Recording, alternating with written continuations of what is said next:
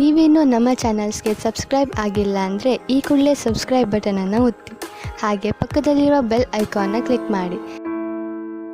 First card ನನಗೆ 5 of swords ಬಂದಿದೆ.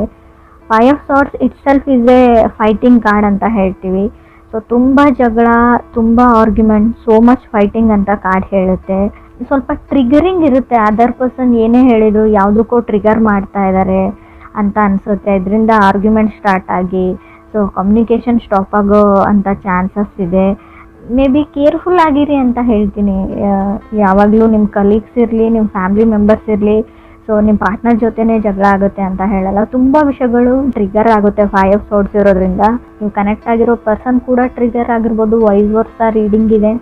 Cross watchers ಯಾರಾದರೂ ನೋಡ್ತಾ ಇದ್ದರೆ ಪೇಷನ್ಸಿಂದ ಇರಿ ಅಂತ ನಾನು ಹೇಳ್ತೀನಿ. ಸ್ವಲ್ಪ ಕೇರ್ಫುಲ್ಲಾಗಿ ಕೂಡ ಇರಿ. ನಿಮ್ಮ ಸ್ಪೀಚ್ ಬಗ್ಗೆ ನೀವೇನು ಮಾತಾಡ್ತೀರಾ ಅದ್ರ ಬಗ್ಗೆ ನಿಮಗೆ ಗಮನ ಇರಲಿ ಅಂತ ಹೇಳ್ತೀನಿ ನಾನು. ಸೆಕೆಂಡ್ ಕಾರ್ಡ್ ನನಗೆ ಕಿಂಗ್ ಆಫ್ ಕಪ್ಸ್ ಬಂದಿದೆ. ಒಬ್ಸೆಸಿವ್ ಅಂತ ಹೇಳ್ತೀವಿ, ಒಬ್ಸೆಸಿವ್ ಇನ್ ಲವ್ ಅಂತ ಹೇಳ್ತೀವಿ. ನೀವು ತುಂಬ ಟೈಮಿಂದ ಅಥವಾ ತುಂಬ ವರ್ಷಗಳಿಂದ ಸೊ ಆ ಪರ್ಸನ್ ಜೊತೆ ಇರ್ಬೋದು, ಲಾಂಗೆಸ್ಟ್ ಟೈಮಿಂದ ಅಂತ ಹೇಳ್ಬೋದು.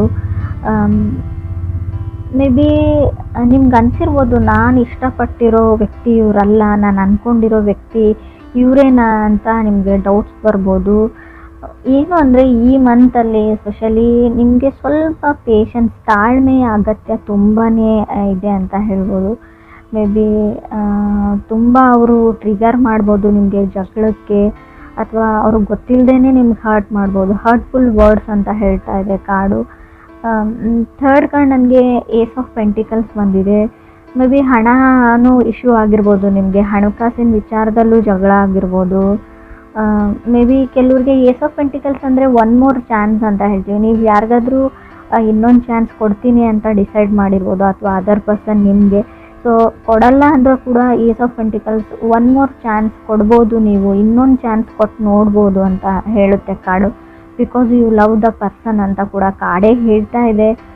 ಕ್ರಾಸ್ ವಾಚರ್ಸ್ ನೋಡ್ತಾ ಇದ್ರು ಕೂಡ ಋಷಿಯವರಿಗೆ ನೀವು ಒನ್ ಮೋರ್ ಇನ್ನೊಂದು ಅವಕಾಶನ ಕೊಡಬಹುದು ಅಂತ ಕಾರ್ಡ್ ಹೇಳುತ್ತೆ.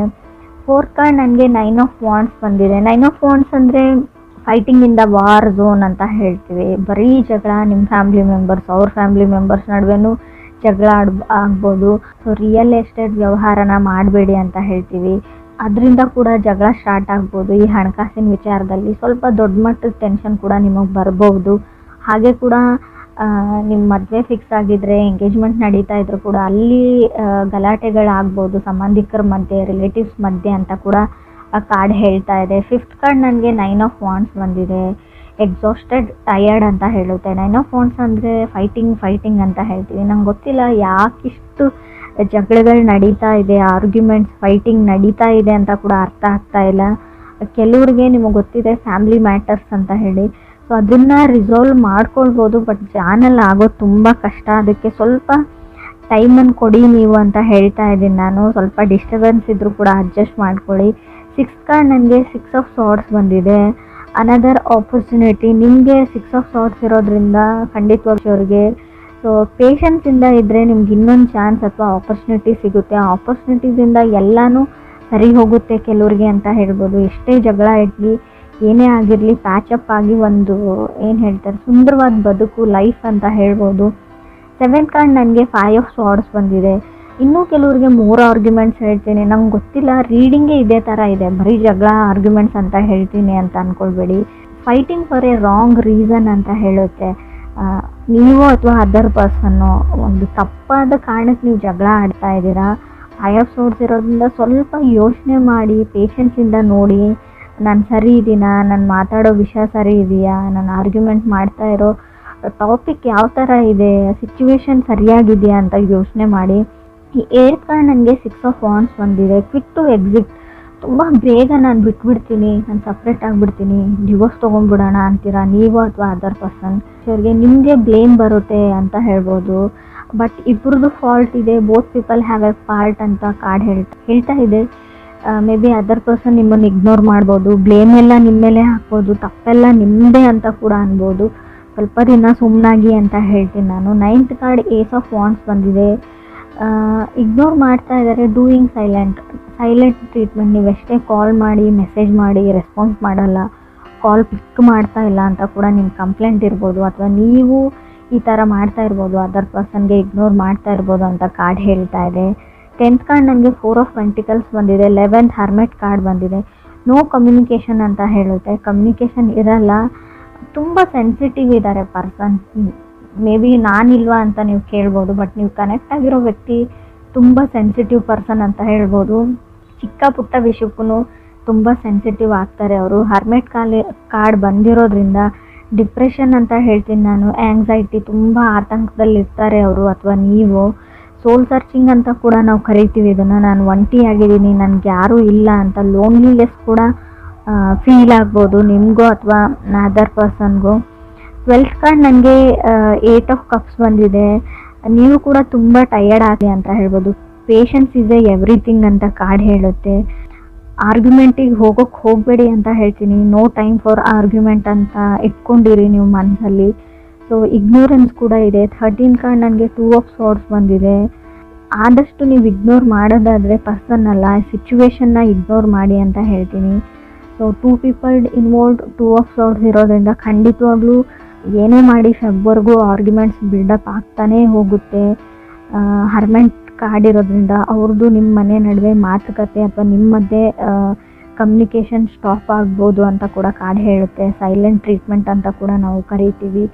ಸೊ 7th ಕಾರ್ಡ್ 5 ಆಫ್ ಸಾರ್ಡ್ಸ್ ಇರೋದ್ರಿಂದ ಮೇ ಬಿ ಅವ್ರ ಫ್ಯಾಮ್ಲಿ ಮೆಂಬರ್ಸೇ ನಿಮ್ಗೊಂದು ಇಶ್ಯೂ ಆಗಿದ್ದಾರೆ, ಅಥವಾ ನಿಮ್ಮ ಫ್ಯಾಮ್ಲಿ ಮೆಂಬರ್ಸ್ ಅವ್ರಿಗೆ ಇಶ್ಯೂ ಆಗಿರ್ಬೋದು. ನಿಮ್ಮ ಮಧ್ಯೆ ಪ್ರಾಬ್ಲಮ್ ಇಲ್ಲ ಅಂದರೂ ಪ್ರಾಬ್ಲಮ್ ತಂದಿಡ್ತಾ ಇರ್ಬೋದು ಅಂತ ಕೂಡ ಕಾರ್ಡ್ ಹೇಳುತ್ತೆ. ಆ್ಯಂಡ್ ಮೇ ಬಿ ನೀವಿಬ್ಬರು ಹಿಡಿದ್ರೆ ಇನ್ನೂ 3 ಮೆಂಬರ್ಸ್ ಇನ್ವಾಲ್ವ್ ಇದ್ದಾರೆ ಇದರಲ್ಲಿ. ಆ ಮನೆಯವ್ರು ಇರ್ಬೋದು ಅಥವಾ ನಿಮ್ಮ ಮನೆಯವ್ರು ಇರ್ಬೋದು, ಅದರ್ ಪರ್ಸನ್ ಮನೆಯವ್ರು ಇರ್ಬೋದು. ಸೊ ನಿಮ್ಮ ಪೇರೆಂಟ್ಸ್ ಇರ್ಬೋದು, ಅವ್ರ ಪೇರೆಂಟ್ಸ್ ಆಗಿರ್ಬೋದು. ಸೊ ಟೋಟಲಿ 5 ಮೆಂಬರ್ಸ್ ಇನ್ವಾಲ್ವ್ಡ್ ಇದ್ದೀರಾ ಈ ಆರ್ಗ್ಯುಮೆಂಟ್, ಈ ಫೈಟಿಂಗಲ್ಲಿ ಅಂತ ಕಾರ್ಡ್ ಕ್ಲಿಯರಾಗಿ ಹೇಳ್ತಾ ಇದೆ.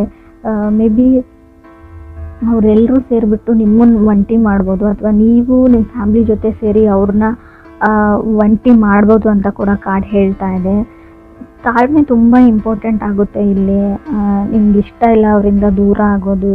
The end of the day ಅವ್ರ ಮೇಲೆ ನಿಮಗೆ ಲವ್ ಇದೆ, ನಿಮ್ಮ ಮೇಲೆ ಅವ್ರಿಗೆ ಲವ್ ಇದೆ. ಸೊ ಹಾಗಿದ್ರೆ ನೀವು ಸ್ವಲ್ಪ ಸುಮ್ಮನಿರೋದು ಬೆಟರು. ಯಾರದೇ ಸಜೆಷನ್ನ ತೊಗೊಳಕ್ಕೆ ಹೋಗಬೇಡಿ ಅಂತ ಕೂಡ ನಾನು ಹೇಳ್ತೀನಿ. ರಾಂಗ್ ಸಜೆಷನ್ಸ್ ಕೊಡ್ತಾರೆ ಅವರು, ರಾಂಗ್ ರೀಸನ್ಸ್ಗೆ ನೀವು ಫೈಟ್ ಮಾಡ್ತೀರಾ. ಸೊ ಅದು ಜಗಳಾಡೋ ವಿಷಯನೂ ಆಗಿರಲ್ಲ ಅಂತ ಕೂಡ ಕಾರ್ಡ್ ಹೇಳ್ತಾ ಇದೆ. ಎವ್ರಿ ಡೇ ಆರ್ಗ್ಯುಮೆಂಟ್ ಅಂತ ಹೇಳುತ್ತೆ 8 ಆಫ್ ಕಪ್ಸ್ ಇರೋದ್ರಿಂದ. ಸ್ವಲ್ಪ ನೆಗೆಟಿವ್ ರೀಡಿಂಗ್ ಇದೆ, ನಾನು ಒಪ್ಕೊಳ್ತೀನಿ. ಬಟ್ ಇನ್ ಕೇಸ್ ನೀವೇನಾದರೂ ಮದುವೆಗೋ ಅಥವಾ ಹುಡುಗನೋ ಹುಡುಗಿನೋ ಹುಡುಕ್ತಾ ಇದ್ದರೆ ಅಂಥ ಆಪರ್ಚುನಿಟೀಸ್ ಕೂಡ ನಿಮಗೆ 6 ಆಫ್ ಸಾರ್ಡ್ಸ್ ಇರೋದ್ರಿಂದ ಖಂಡಿತವಾಗ್ಲೂ ಆಪರ್ಚುನಿಟೀಸ್ ನಿಮಗೆ ಹುಡ್ಕೊಂಡು ಬರುತ್ತೆ ಅಂತ ನಾನು ಹೇಳ್ತೀನಿ.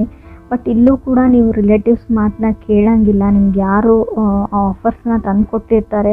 ಸೊ ಸ್ವಲ್ಪ ಮ್ಯಾನಿಪುಲೇಟರ್ ಇದ್ದಾರೆ ಅವರು. ಇಲ್ಲದೆ ಇರೋದನ್ನೆಲ್ಲ ಇದೆ ಅಂತ ಹೇಳೋವಂಥ ವ್ಯಕ್ತಿ. ನೀವು ಕರೆಕ್ಟಾಗಿ ವಿಚಾರಿಸಿ ಬಿಟ್ಟು ಮುಂದೆ ಸ್ಟೆಪ್ ತೊಗೊಳ್ಳೋದು ಒಳ್ಳೆಯದು ಅಂತ ಕಾರ್ಡ್ ಹೇಳ್ತಾ ಇದೆ. ಡಿಲೇ ಹೇಳ್ತೀನಿ. ಓವರ್ ದ ಟೈಮ್ ಸ್ವಲ್ಪ ನಿಮಗೆ ಎಲ್ಲದರಲ್ಲೂ ಡಿಲೇ ಅಂತ ಅನ್ನಿಸ್ಬೋದು.